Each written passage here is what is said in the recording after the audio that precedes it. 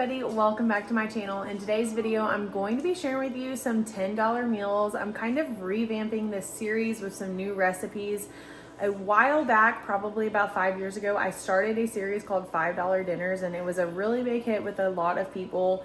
But since our economy has kind of inflated quite a bit, $5 dinners are very hard to do. And I'm going to redo that series, but call it $10 dinners. So in this video, you're gonna see 4 $10 dinners for the family that make a lot of food. And if you're interested, you can keep on watching.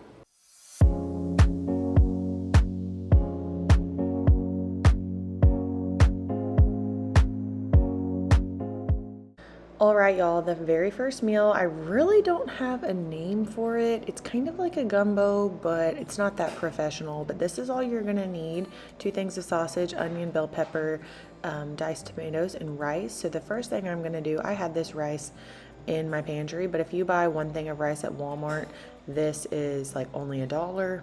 I'm gonna get that going in my Instant Pot. You can cook the rice really however you want to. If you wanted to buy instant rice that is cheaper, you could do that too. And then you just need any sausage. This is the sausage that's like the Great Value of the Eckrich Farms, I think. But this is already cooked, and I'm just gonna slice it into small pieces for my family. I like to slice it in half and then slice it in half again so that my kids don't choke on the meat. And if you make it into smaller pieces, I feel like it makes the bowl like more filling, like there's meat in every bite, so it kind of makes you think like you have more food. But that's just a little trick. But I'm gonna do that really quick, and then I'm gonna cut my bell pepper. If your family doesn't like bell pepper, you really can leave it out and not have it, or pick something else that your family would like. You can buy it already chopped, but it's more expensive. But if you're short on time, you can do that. And then I'm just gonna cut them into like little pieces. Really, you could cut them smaller than this. I'm just a little lazy, and my veggie chopper is broken at the moment. So after I do this, I am going to cut my onion, throw it in there, and I'm just gonna like start sauteing it to brown everything up, kind of get it a little crispy. I did throw a little bit of butter in there to help it cook and not stick to my pan. But after you get this going, it's very simple. All you're gonna do is throw in your diced tomatoes, and once your rice is cooked, you're gonna throw that in. And once it's all blended, you know, mixed together, you're able to eat it. And this was really filling. My family did eat it all, and there's 6 of us. So for all these meals, it's me and my husband. My son is 9, almost 10. He does eat a lot of food. My daughter Vera is 7. Sybil is 5, and Van is almost 3. And we did eat all of this and have enough for me and my husband to have 2 little Tupperwares of leftovers for the next day for work.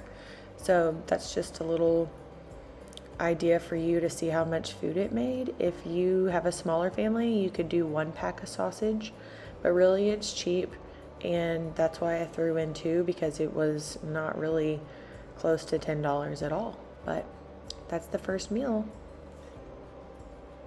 The next meal I'm kind of calling chicken noodle soup casserole, because it kind of reminds me of that. But my family loved it, and it was very easy, and it took me less than 10 minutes to make. So the first thing I'm doing is spraying a casserole pan. This is a 9 by 13, and I'm gonna throw my mixed vegetables in. They are frozen right now. You could also do canned if you don't have frozen or want to do frozen. And then I'm gonna put 1 can of cream of chicken in the casserole dish and try to get as much as I can out of it. And I'm gonna be cooking my noodles right now, so I have water boiling to be able to cook my noodles. I went with rotini noodles. You can do any type of noodles. You could do egg noodles, elbow, penne. Really, it doesn't matter. You could even do it with spaghetti noodles, I guess, technically, if you wanted, but this is the one that I went with. And I'm gonna drain those whenever they are done. And I'm gonna add this into the casserole dish that I have sitting. And I did add some garlic salt and a little bit of salt and pepper to the dish as well. And then I'm gonna add some cheese, which is about half a pack left. A whole pack still fits in this budget. And then I have some chicken. I'm just taking off of this rotisserie chicken. I used not even half of it to fill it up. Mix it all together, and then I'm gonna put it in the oven at 400, and I'm gonna cook it for like 15 minutes, and then I'm gonna put cheese on it and then cook it for 5 more minutes. And then that's really it. My kids loved it. You don't have to have a whole ton of chicken for this.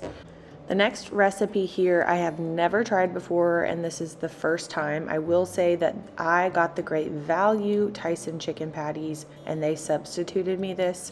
So the budget here fits with the Great Value pricing, but it's okay. For the video, I just continued to make it. But I'm gonna get my water simmering, and I'm gonna throw my noodles in there.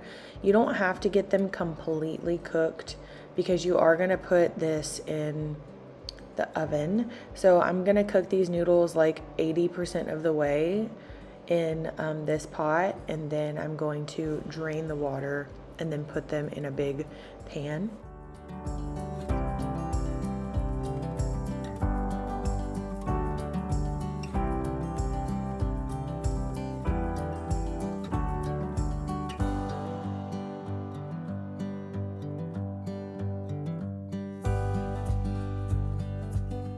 So once my noodles look like this, I'm going to drain the water and set them aside.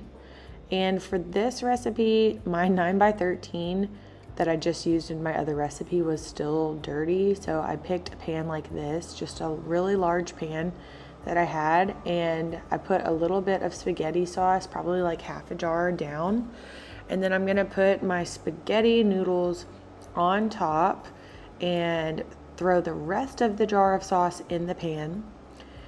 And then I'm gonna put my chicken patties on top that are frozen and put another jar of spaghetti sauce on top, and I'm gonna throw it in the oven. So this is kind of like a chicken parmesan, except I forgot to put parmesan, I put mozzarella. But you know, it's basically the same price, so you can do whichever one you prefer. And this was really simple. My package had 9, so it just worked out where everything was even. And then we're gonna put this in the oven according to what the package says for your chicken. This one was like 425 because you want to make sure that your chicken gets done. I mean, it's already cooked, but no one wants frozen chicken. And we're gonna put the sauce on top, throw it in the oven. I did it for like 20 minutes, whatever the package says. And then I took it out, and then I put some cheese on, and then I put it back in for a little longer. A little tip that I would recommend is that whenever you're done cooking it, switch your oven to broil, and it will help the chicken get crunchy. That was one complaint of mine because I don't like it when chicken like this is soggy. Since it had sauce on it, it was a little crunch, like not crunchy, you know what I mean? And I prefer my chicken crunchy. So next time I might cook my chicken separately. I don't know, but that's kind of what I'm thinking. But it turned out amazing and wonderful. Okay, y'all, the last recipe is turkey chili, and if you don't like turkey in your chili, I promise you if you cook this, you're not even going to realize it's turkey, but this is a $10 meal, so you're just going to take 1 pound of chili, and you may be thinking 1 pound is not enough, but in this chili, I promise you, like, it's plenty. I'm going to just cook my ground turkey. Ground turkey is inexpensive. It's way cheaper than ground beef, so if you need to save a couple of dollars, switch it out for a meal where you're not going to be able to tell what it is. I'm just cooking it with taco seasoning, some onion, and then this chili starter, which is really, really good. I've never tried it before, and I loved it. And I'm gonna add some water. I'm gonna let this cook around until, my onion's all the way done. I'm trying to let all of these juices kind of simmer together in a pot. But I'm just gonna let this cook. I'm gonna add chili beans And that's gonna be it for the chili. I'm just gonna let it continue to cook. And it turned out so good. My family told me that this was like their favorite. We just have some Fritos from like an off-brand Fritos to save money, and then some cheese we're gonna top it with. This was by far my favorite chili I think I've ever made, and my kids loved it too. Who can't go wrong with Frito pie, y'all?